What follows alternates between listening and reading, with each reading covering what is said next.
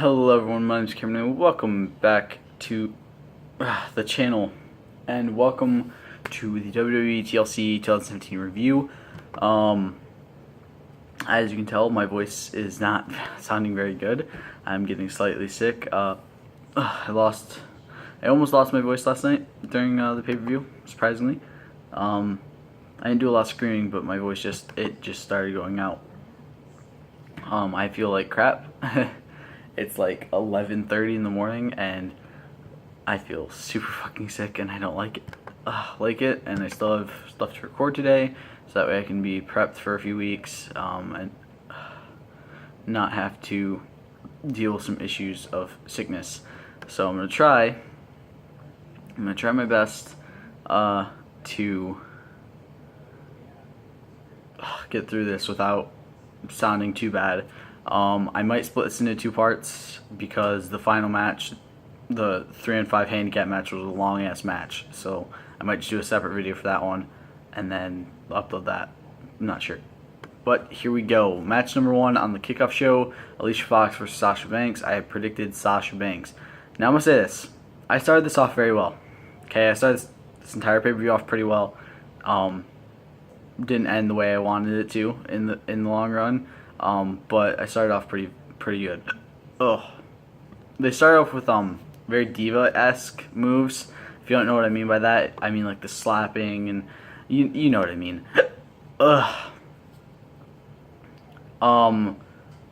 If you watched Raw in the past few weeks leading up to TLC, you'll know that last week Sasha Banks beat Alicia Fox. While Sasha was getting interviewed backstage, Alicia came back and attacked. She ended up attacking a ref, which she got fined for. That same ref is the one that's officiating the match tonight, or was officiating the match yesterday. I'm recording this Monday morning, which is surprising. I'm recording this the day after instead of the night of. Sasha starts taking control. Alicia starts taking him back. Alicia has the control, surprisingly. Sasha took it through Alicia across the ring a few times. Alicia starts calling for a timeout in the corner, starts crying, begging. Sasha's like, I give no fuck, starts kicking her. Alicia is out of the ring. Her lip is bleeding. She starts crying more. Goes on commercial because the pre-show. Back from it, Sasha had the bank statement locked in. Alicia got out, started to take over, threw Sasha out of the ring.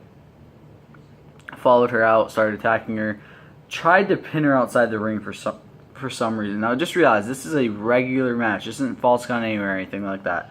But she tried to pin her outside of the ring. Alicia throws Sasha back in the ring, gets a 2 count, gets Sasha in a chokehold that Sasha eventually gets out of. Sasha throws her into the corner with some punches, or Alicia gets her into the corner with some punches. Sasha sends her into the turnbuckle. Alicia grabs her, throws her out again, screams at the rest, start counting, screams for everyone to do his job for him. Sasha gets back in at 8. Alicia throws another temper tantrum, hits a Northern Lights suplex for a 2 count, gets another Northern Lights suplex for a 2 count. Sasha reverses it into a 2 count, gets a reversal in a 2 count. I don't know what move Alicia was going for when this happened. They both get a few reversals. Alicia gets down the ring by Sasha. She gets back in at 8. Sasha starts taking over. She starts taking control after sending Fox flying across the ring. Double reversal, 2 count, temper tantrum. Alicia misses the scissor kicks, but starts taking it to Sasha. God damn, I cannot stop hiccuping. Sasha hits the backstabber backstabber into bank statement. Alicia Fox taps. 1-0 on predictions. I give that one about a 7 out of 10. It could have been better.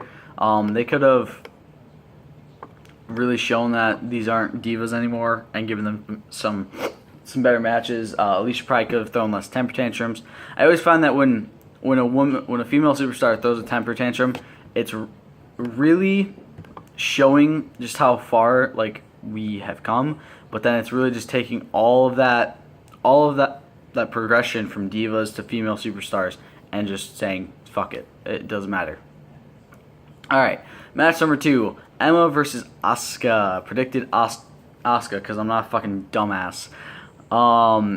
when Asuka's music started, there was a huge crowd pop. Like, I mean, huge. Like, I think probably like second, maybe third biggest of the night. TLC match had a few big pops, and so did Styles versus Balor. Oh, excuse me. They still had Empress of Tomorrow as her nickname. So at least they didn't change it like they did with Shinsuke's. They changed it from King Strong Style to the artist known as. I hate his new nickname, by the way, if you guys are wondering. Asuka, I'm sure a lot of people know this. Asuka has not been pinned or submitted since arriving in NXT in 2015. That's around 2 years of never losing a match. That's insane. I said Emma's gonna get her ass whooped. Start of the match, Emma tries to avoid her and starts taunting her, saying me and pointing at herself. Emma is just stupid. Asuka, slightly weird. This is my first time actually really seeing an Asuka match. I have watched a few takeovers and I saw her a bit,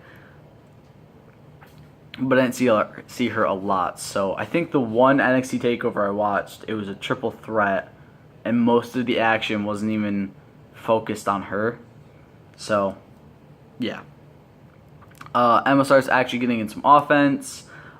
Somehow, this is Emma's first ever singles pay-per-view match in WWE. Somehow, think about that. She's been with this company for at least like three or so years, maybe a little bit more, and this is her first singles pay-per-view match. That's hilariously insane. Asuka starts kicking her ass.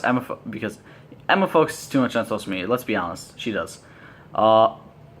Asuka hits the move where she runs and then like comes back and hits her butt into the person's face. I have no idea what it's called, but everyone watching this video probably knows what I mean.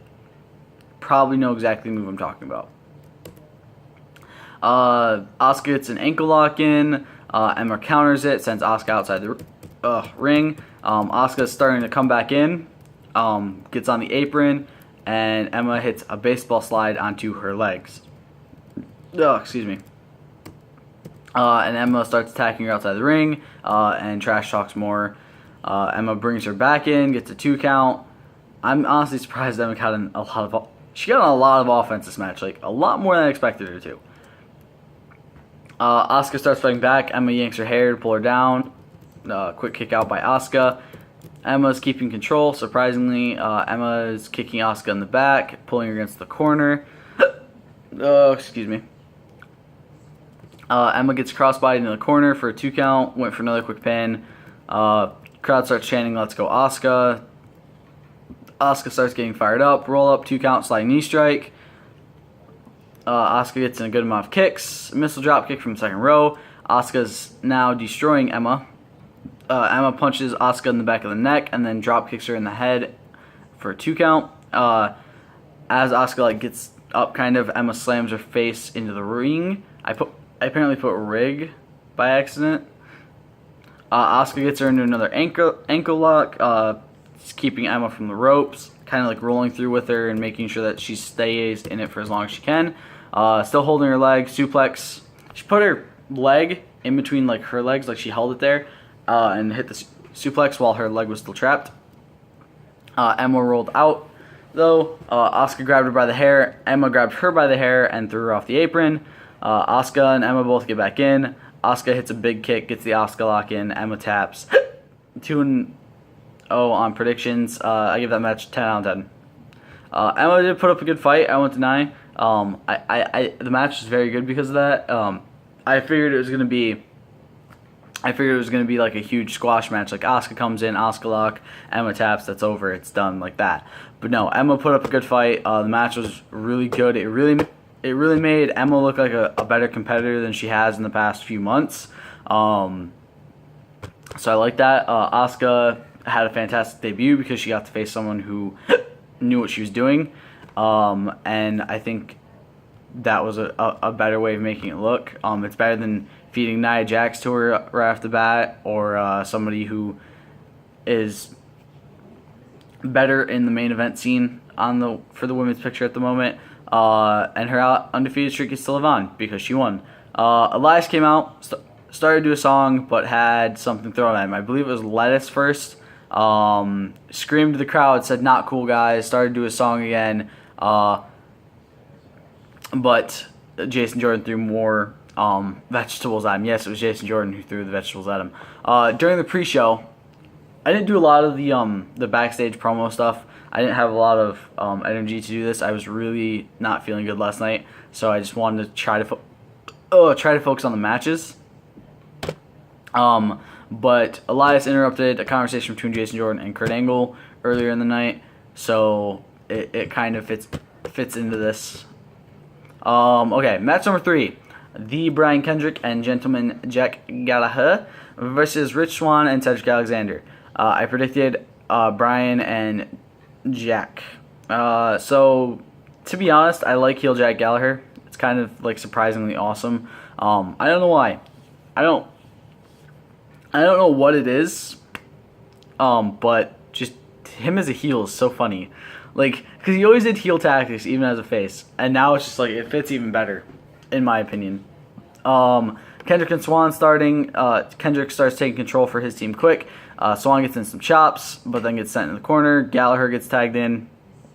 Gallagher gets an ankle hold locked in. Swann gets out of it, hits him with a drop kick. Kendrick and Alexander both get tagged in. Kendrick gets sent out of the ring though. Alexander wanted to go for a suicide dive, but Gallagher stopped him. Then Swann took Gallagher out. Kendrick got resent out of the ring after getting back in. He got sent basically right out the other side. Alexander gets a suicide dive to both Gallagher and Kendrick. Gets a 2 count when they come back in. Swann gets tagged back in. Alexander hits a tilt-a-whirl backbreaker. Kendrick kicks out at 2 though. Gallagher distracts Swann up top. Kendrick pulls him down from up there and drags him to the corner and tags Gallagher back in. Swann fights out of a three-quarter Nelson, which I didn't even know. I know they had those. I knew they had half and full. I did not know they had three-quarter Nelson. Kendrick back in as Gallagher gains control. Butterfly suplex for a 2 count on Swann. Kendrick starts taking it to Swann. Gallagher gets tagged back in, continues to beat down on Swann.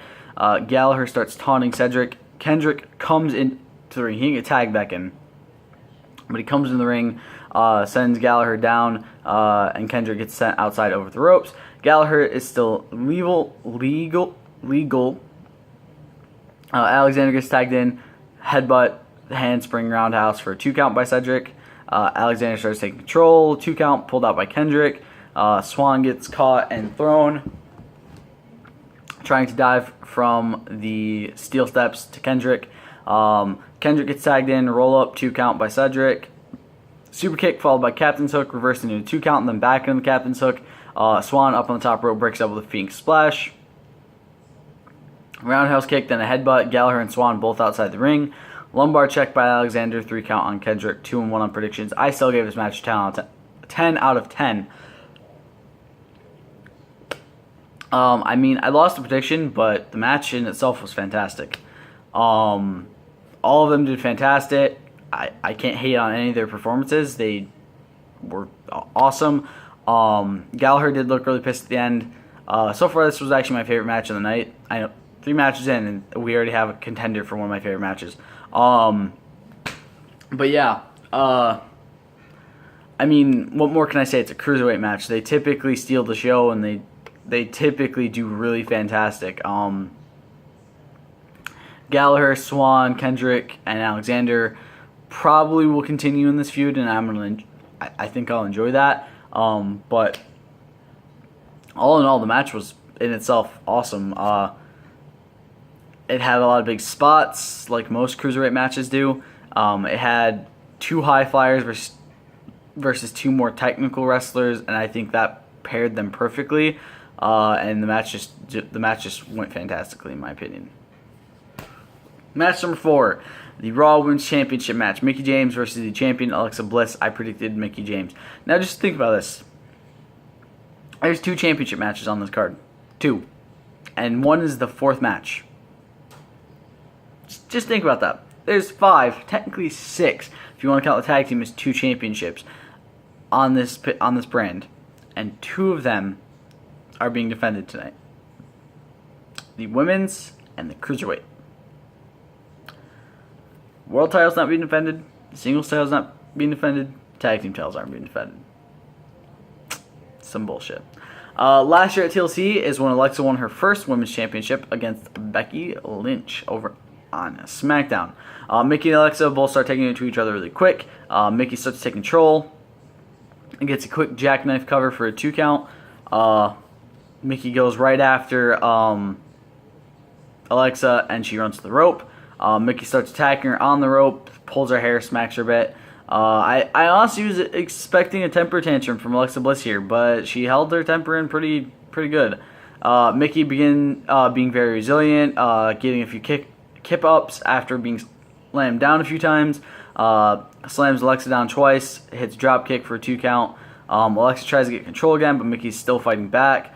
Alexa gets her on the ropes.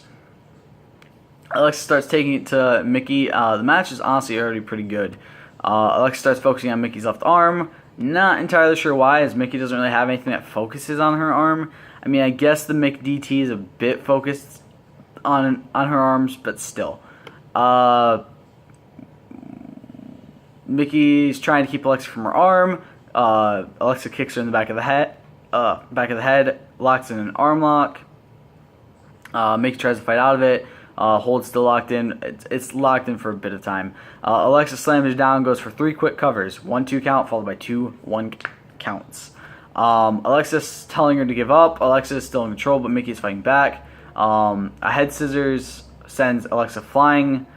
They both start slapping each other back and forth. There's a few missed hits. Both of them get big hits. I believe Alexa punched and Mickey kicked.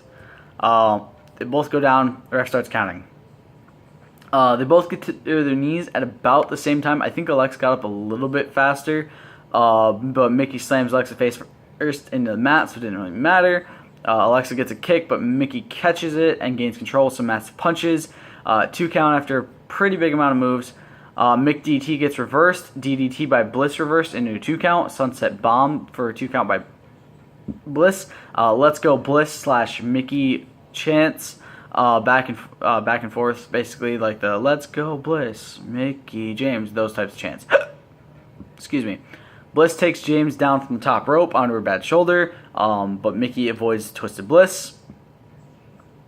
She gets a big top rope drop kick for a 2 count, but she did miss a bit of the kick, so it kind of probably would have helped if she would have gotten it all. Alexa hits Mickey in the throat. She like pushes her in the throat. It was weird. Mickey, however, kicks her in the face. For some reason, people start chanting, "We want tables." Like, I get it's TLC and there's only one TLC match of the night, but you can't chant "We want tables" in a regular fucking match. James yells for Bliss to fight. She's kind of like cowering in the corner, acting like she's injured.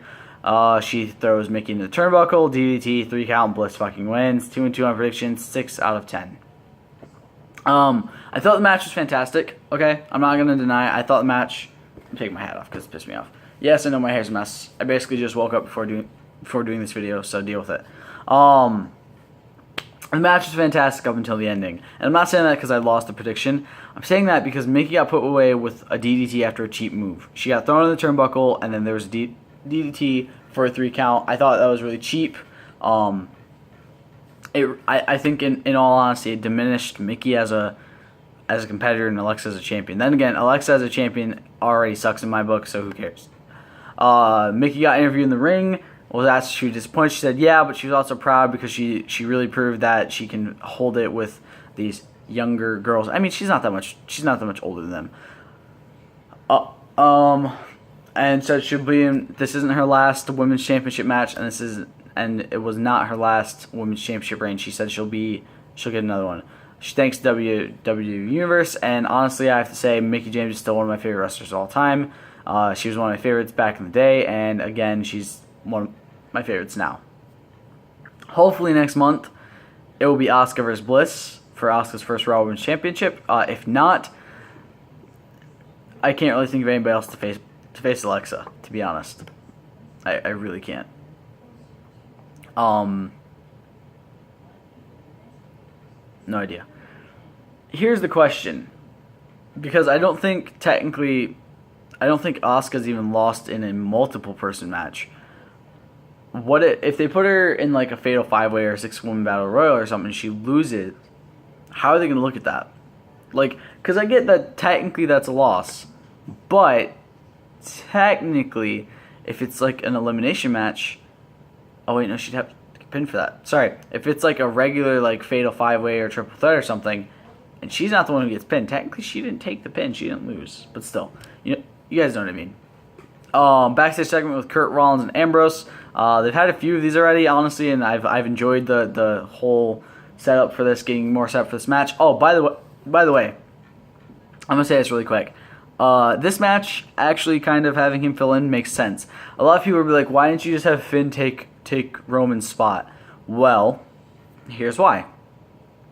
If you guys don't remember, there's been some kind of heat between The Miz and Kurt Angle the past few months, with The Miz basically saying that Kurt Angle's a deadbeat father because he didn't know he had Jason Jordan. So it kind of makes sense for for Kurt Angle to be the guy to replace Roman Reigns in this match, in my opinion. All right, but continuing on, they gave him a Shield vest. Say, here, you're an honorary member of the Shield tonight. And then, what the hell happened? Oh yeah, Dean Ambrose said, "Are you excited?" Or something about that, or "Are you in?" And Kurt said, "Oh, I'm in." You can believe that. Honestly, I'm really excited for this match. It's also going to be the first time Cesaro will be in the main event of a pay-per-view. Elias came out to sing again. I feel like, honestly, this is just kind of filler because they don't have enough matches. Started to play again. The song sounds very familiar to an actual song. I can't put my finger on it, but it sounds very familiar to an actual song.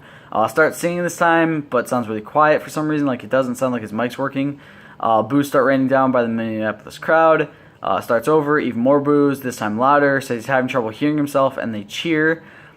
Starts singing again, more boos, keeps trying to sing, and then Jordan throws more produce at him. I honestly think this is hilarious. I like both Elias and Jason Jordan, so it's funny in two separate ways. Alright, guys, but that's going to be the end of the first part of the TLC review pay-per-view, or TLC 2017 review. The next one will have matches 5, 6, 7, and hopefully match 8 if 5, 6, and 7 do not take up too much time. I'll see you next time. Stay golden. Peace.